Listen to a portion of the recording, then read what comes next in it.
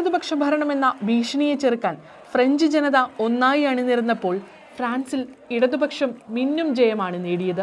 പാർലമെന്റിന്റെ അധോസഭയായ ദേശീയ അസംബ്ലിയിലേക്ക് ഞായറാഴ്ച നടന്ന രണ്ടാം വട്ട വോട്ടെടുപ്പിൽ ഇടതുപക്ഷ പാർട്ടിയുടെ മുന്നണിയായ ന്യൂ പോപ്പുലർ ഫ്രണ്ട് 182 സീറ്റ് നേടി. ഒന്നാം വട്ട വോട്ടെടുപ്പിൽ ഒന്നാമതെത്തുകയും ഭരണം പിടിച്ചെടുക്കുമെന്ന് സർവേകൾ പ്രവചിച്ചതുമായ തീവ്ര വലതു പാർട്ടി നാഷണൽ റാലിയെ 143 സീറ്റുകൾ മാത്രം നൽകി ഫ്രഞ്ച് ജനത മൂന്നാം സ്ഥാനത്തേക്ക് തള്ളി. പ്രസിഡന്റ് ഇമ്മാനുവൽ മാക്രോണിന്റെ മധ്യവലതുപക്ഷ എൻസൈമ്പിൾ സഖ്യം 163 സീറ്റ് നേടി. 577 അംഗ ദേശീയ അസംബ്ലിയിൽ കേവല ഭൂരിപക്ഷമായ 289 സീറ്റ് ആർക്കുമില്ല. ജൂൺ 9 യൂറോപ്യൻ യൂണിയൻ തെരഞ്ഞെടുപ്പിൽ മരീൻ ലെ പെൻ നയിക്കുന്ന നാഷണൽ റാലി 30 സീറ്റ് നേടി മുന്നിലെത്തിയതോടെയാണ് പ്രസിഡന്റ് ഇമ്മാനുവൽ മാക്രോൺ തെരഞ്ഞെടുപ്പ് പ്രഖ്യാപിച്ചത്. തീവ്ര വലതുപക്ഷം ഭരണം പിടിച്ചെടുക്കുമെന്ന ഭീഷണി ഉയർത്തിക്കാട്ടി ജയിക്കാനാകുമോ എന്ന ചൂതാട്ടമായിരുന്നു ഇത്. ജൂൺ 30 നടന്ന ആദ്യവട്ട വോട്ടെടുപ്പിൽ നാഷണൽ റാലി ഒന്നാമതെത്തിയതോടെ രണ്ടാം ലോകയുദ്ധത്തിന് ശേഷം ആദ്യമായി ഭരണം തീവ്ര വലതുപക്ഷം പിടിച്ചെടുക്കുമെന്ന ആശങ്ക ശക്തമായി. തുടർന്ന് ഇടതുപക്ഷത്തിന്റെ നേതൃത്വത്തിൽ നടത്തിയ തന്ത്രപരമായ നീക്കങ്ങളാണ് നിർണായക മാറ്റം കൊണ്ടുവന്നത്.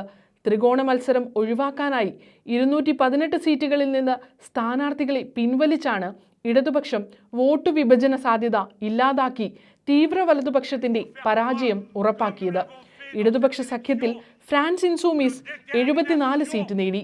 സോഷ്യലിസ്റ്റ് 59ഉം ഗ്രീൻസ് പാർട്ടി 28ഉം സീറ്റുകൾ സ്വന്തമാക്കി. ജയസാധ്യതയുള്ള മണ്ഡലങ്ങൾ വിട്ടുകൊടുത്തതോടെ കഴിഞ്ഞ തവണത്തെ 12 സീറ്റിൽ നിന്ന് കമ്മ്യൂണിസ്റ്റ് പാർട്ടി 9ലേക്ക് ചുരുങ്ങി. എന്നാൽ ഒന്നായ ശ്രമത്തിലൂടെ തീവ്ര വലതുപക്ഷത്തെ പടിക്ക് പുറത്ത് നിർത്താൻ ഇടതു പാർട്ടികൾക്ക് കഴിഞ്ഞു. മരീൻ ലെ പെൻ നയിക്കുന്ന നവഫാസിസ്റ്റ് തീവ്ര വലതു പാർട്ടി നാഷണൽ റാലി ഭരണത്തിലെത്താൻ എന്തു വില കൊടുത്തും അനുവദിക്കില്ലെന്ന പ്രഖ്യാപനത്തോടെയാണ് ഇടത് സോഷ്യലിസ്റ്റ് പാർട്ടികളുടെ വിശാല സഖ്യം തെരഞ്ഞെടുപ്പിനെ സമീപിച്ചത്. മിനിമം വേതനം 1400 യൂറോയിൽ നിന്ന് 1600 യൂറോ ആക്കും.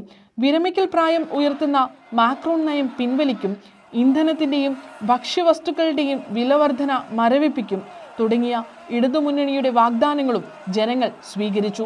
ഇഷ്ടാനിഷ്ടങ്ങളും പ്രത്യയശാസ്ത്ര ഭിന്നതകളും മാറ്റി നിർത്തി തീവ്ര വലതുപക്ഷ ഭീഷണിയെ ചെറുത്തു തോൽപ്പിച്ച ഇടതുപക്ഷം ഫ്രാൻസിനെ ഭരിക്കാൻ പൂർണ്ണ സജ്ജമെന്ന് ഇടതുസഖ്യ നേതാവ് ഴാങ് ലൂക്ക് മെലൻഷോൺ പറഞ്ഞു. ഫ്രാൻസ് ഇൻസൂമീസ് പാർട്ടി നേതാവായ മെലൻഷോണാണ് നവഫാസിസത്തിന്റെ തിരിച്ചുവരവ് ചെറുക്കാൻ ന്യൂ പോപ്പുലർ ഫ്രണ്ട് എന്ന ഇടതുമുന്നണിയും തെരഞ്ഞെടുപ്പ് തന്ത്രങ്ങളും രൂപീകരിക്കുന്നതിന് ചുക്കാൻ പിടിച്ചത്. ഇറാനിൽ പരിഷ്കരണവാദിയായ മസൂദ് പെസഷ്കിൻ പ്രസിഡന്റായതിനും പിന്നാലെയാണ് ഫ്രാൻസിൽ പുരോഗമന ആശയങ്ങൾക്ക് പ്രതീക്ഷ നൽകുന്ന വിജയം.